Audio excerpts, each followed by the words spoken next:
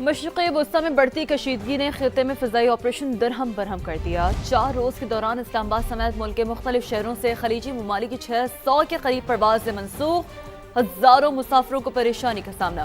Year lines کو کروڑوں روپے کا نقصان اٹھانا پڑا۔ ذرائع کے مطابق مسافروں کو ریفنڈز اور رہائش کے اضافی اخراجات سے بھی ایئر لائنز کو شدید نقصان پہنچ رہا ہے۔ وزیر اعظم میاں شہباز شریف اور ترکی کے صدر کا ٹیلی فونک رابطہ ہوا ہے۔ وزیر اعظم نے مشرق وسطی کے بحران پر گہری تشویش کا اظہار کیا ہے۔ ایران پر اسرائیلی حملوں اور خلیجی ممالک پر حملوں کی مذمت۔ وزیر اعظم نے صدر رجب طیب اردوان کو خلیجی ممالک کی قیادت سے حالیہ رابطوں کے بارے میں آگاہ کیا۔ دونوں رہنماؤں کا مزید کشیدگی سے بچنے کے لیے فریقین سے تحمل اور بردباری پر زور۔ وزیر اعظم نے ترک صدر کو افغانستان کے تناظر میں حالیہ پیش رفت سے بھی آگاہ کیا۔ دونوں رہنماؤں کا قریبی اور مسلسل رابطے میں رہنے، خطے میں امن و استحکام کے لیے مشترکہ کوششیں جاری رکھنے پر اتفاق ہوا۔ وزیر اعظم شہباز شریف کا خطے کی کشیدہ صورتحال پر پارلیمانی جماعتوں کو اعتماد میں لینے کا فیصلہ۔ سینٹ اور قومی اسمبلی میں اپوزیشن لیڈرز سمیت تمام جماعتوں کے پارلیمانی سربراہان کو آج 11:30 بجے ان کیمرہ بریفنگ کے لیے مدعو کر لیا۔ تحریک انصاف کا ان کیمرہ بریفنگ میں شرکت سے انکار۔ پی ٹی آئی سیاسی کمیٹی کے اجلاس میں یہ فیصلہ ہوا۔ اعلامیے میں کہا گیا کہ بانی سے ملاقات تک کسی حکومتی اجلاس میں نہیں جائیں گے۔ اپوزیشن لیڈر محمود اچکزئی کہتے ہیں پارلیمنٹ کا مشترکہ اجلاس بلا کر سیکیورٹی بریفنگ دی جائے۔ پارلیمانی لیڈرز کو ان کیمرہ بریفنگ کی وجہ سے سینٹ کا آج ہونے والا اجلاس ملتوی کر دیا گیا۔ سینٹ اجلاس اب 5 مارچ کو صبح 11:30 بجے ہوگا۔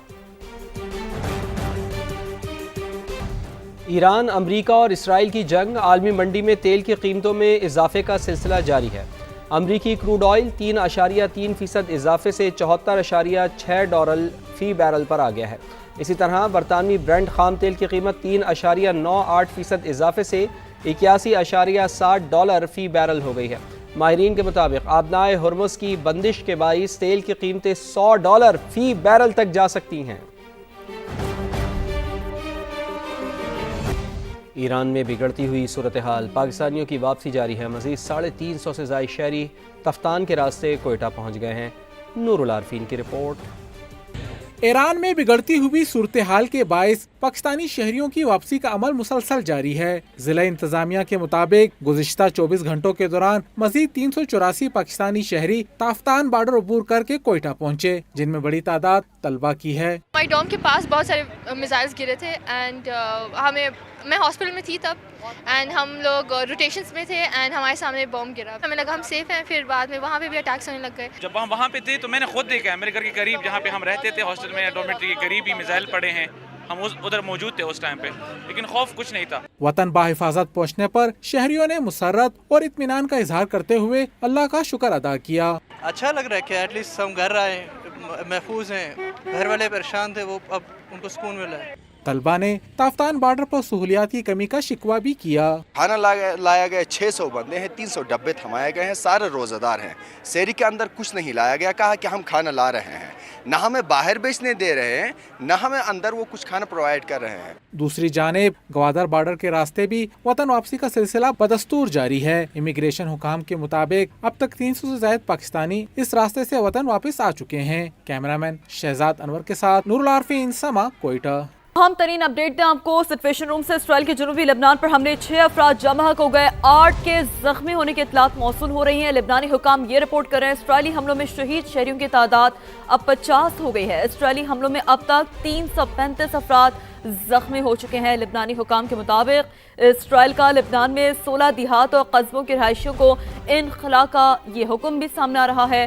تو اسرائیل کے جنوبی لبنان پر حملے جاری ہیں، 6 افراد جاں بحق ہوئے ہیں، 8 کے زخمی ہونے کی اطلاعات ہیں اور مجموعی طور پر اسرائیلی حملوں میں شہید شہریوں کی تعداد 50 ہو گئی ہے۔ لبنانی حکام یہ رپورٹ کر رہے ہیں 335 افراد کے زخمی ہونے کی اطلاعات موصول ہو رہی ہیں۔ یہ وہ اطلاعات ہیں جو لبنانی حکام رپورٹ کر رہے ہیں، ہم آپ تک پہنچا رہے ہیں۔ اسرائیل کا لبنان میں 16 دیہات اور قصبوں کے رہائشیوں کو انخلا کا حکم بھی سامنے آ رہا ہے۔ تو اسرائیل کے جنوبی لبنان پر حملے، 6 افراد جاں بحق اور 8 زخمی ہو گئے ہیں۔ اسرائیلی حملوں میں شہید شہریوں کی تعداد 50 ہو گئی ہے، لبنانی حکام کا ایسا بتانا ہے۔ ایران پر حملے کا 5واں دن، مشرق وسطی میں آگ اور بارود کی برسات ہے۔ امریکہ کا ایران کے 17 بحری جہاز اور 1 آبدوز تباہ کرنے کا دعویٰ۔ امریکی سینٹ کام کے ایڈمرل ہیرڈ کوپر کے مطابق بحیرہ عرب، خلیج عمان اور آبنائے ہرمز میں اب کوئی ایرانی جہاز موجود نہیں۔ انہوں نے بتایا کہ ایران میں اب تک 2000 اہداف کو نشانہ بنا چکے ہیں۔ ایئر ڈیفنس سسٹم کو شدید نقصان پہنچایا، سینکڑوں کی تعداد میں بیلسٹک میزائل لانچرز اور ڈرونز تباہ کر دیے۔ امریکی صدر ڈونلڈ ٹرمپ نے آبنائے ہرمز کھلوانے سے متعلق بڑا اعلان کر دیا۔ کہا ضرورت پڑنے پر آبنائے ہرمز میں کمرشل جہازوں کے ساتھ امریکی نیوی جائے گی۔ جہازوں کی انشورنس میں امریکہ مدد کرے گا۔ آئل ٹینکر سمیت تمام بحری جہازوں کو ضمانت اور انشورنس دیں گے۔ یہ اقدام خلیج میں بحری جہازوں کی حفاظت کو یقینی بنانے کے لیے ہے۔ سعودی ولی عہد شہزادہ محمد بن سلمان کی زیر صدارت کابینہ کا اجلاس قومی سلامتی کے دفاع، شہریوں غیر ملکیوں کے تحفظ کو یقینی بنانے کا عزم دہرایا گیا۔ آپ کو اس حوالے سے بتا رہے ہیں کہ فیصلہ کیا گیا کہ قومی سلامتی کو یقینی بنانے کے لیے اور شہریوں کے تحفظ کے لیے جو اقدامات اٹھانے پڑیں گے اٹھائیں گے۔ آن لائن اجلاس میں خطے کی صورتحال کا جائزہ لیا گیا۔ سعودی کابینہ نے GCC ممالک پر ایرانی حملوں کو سنگین جرم قرار دیا۔ اعلامیے کے مطابق ان حملوں سے علاقائی امن و سلامتی اور خود مختاری کو نقصان پہنچا ہے۔ سعودی کابینہ کے اجلاس میں ایرانی حملوں کے بعد سعودی عرب کی حمایت کرنے والے ممالک کا شکریہ بھی ادا کیا گیا۔ اور اس کے ساتھ ساتھ اہم خبر یہ ہے کہ ایران کو نیا سپریم لیڈر مل گیا ہے۔ عرب میڈیا کے مطابق آیت اللہ خامنائی کے بیٹے مجتبی خامنائی ایران کے سپریم لیڈر منتخب ہو گئے ہیں۔ ایران میں رہبر اعلیٰ کا انتخاب 88 رکنی مجلس خبرگان کرتی ہے۔ ایرانی سپریم لیڈر آیت اللہ خامنائی کو مشہد میں امام رضا کے مزار کے احاطے میں سپرد خاک کیا جائے گا۔ علی خامنائی کی تدفین کا تہران میں تعزیتی اجتماع امام خمینی ہال تہران میں ہوگا۔ ایران کو جوہری یا بیلسٹک میزائل بنانے کی اجازت نہیں دیں گے، امریکی وزیر خارجہ مارکو روبیو نے واضح کر دیا۔ میڈیا سے گفتگو میں مارکو روبیو نے کہا کہ دبئی میں امریکی قونصل خانے کے پارکنگ ایریا میں ڈرون گرا، کوئی جانی نقصان نہیں ہوا، عملہ محفوظ رہا۔ تنازع کے آغاز کے بعد سے 9000 امریکی شہری خطے سے نکل چکے ہیں، مزید کو نکالنے کے لیے اقدامات کر رہے ہیں۔ امریکی سینیٹرز اور ارکان کانگریس نے ایران پر امریکی حملے پر سوالات اٹھا دیے ہیں۔ سینٹ میں بریفنگ کے بعد ڈیموکریٹ سینیٹرز نے فوجی کارروائی پر شفافیت نہ ہونے پر شدید تشویش کا اظہار کیا ہے۔ سینیٹر چک شومر نے کہا ہے کہ ٹرمپ انتظامیہ کے جوابات انتہائی غیر مطمئن ہیں۔ جنگ کے مقاصد ہر روز بدلتے رہتے ہیں، کوئی واضح منصوبہ نہیں۔ مجھے مشن کریپ کا خطرہ ہے، ایک ایسا جنگی عمل جو کبھی ختم نہ ہو۔ عوامی مباحثے کی ضرورت ہے تاکہ امریکی عوام صورتحال سمجھ سکیں۔